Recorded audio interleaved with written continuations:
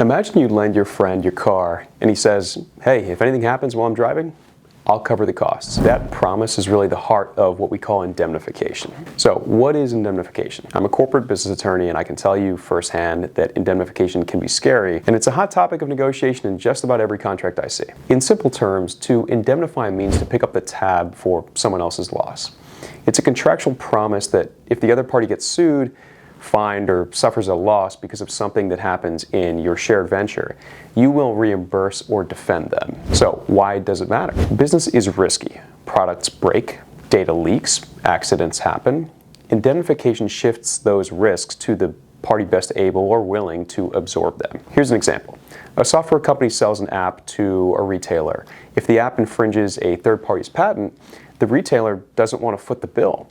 The contract can say, hey, the developer will indemnify the retailer against any patent infringement claims. Now, the developer, not the retailer, must pay the legal fees, settlements, or judgments. So how does this work? Well, you've got a trigger, which is a claim, a lawsuit, or a loss arising, and then you've got notice. The indemnified party tells the indemnifier, hey, we've been sued, take over. Then you've got defense and payment. The indemnifier hires lawyers, negotiates, or pays the damages. And lastly, you've got limits. Indemnification rarely lasts forever. Contracts cap the dollar amount, the kind of claims, or the time period. Here are a couple red flags and negotiation tips. Is the scope too broad?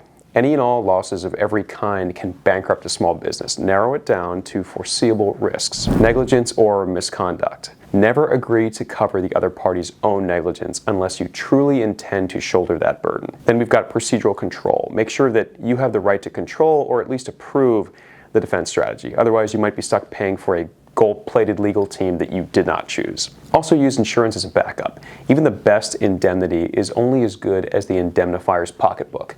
Verify they carry the right insurance. The bottom line is that indemnification is the contract's safety net. Draft it carefully, understand its limits, and pair it with solid insurance. That way, when the unexpected hits, the right party picks up the tab, not you.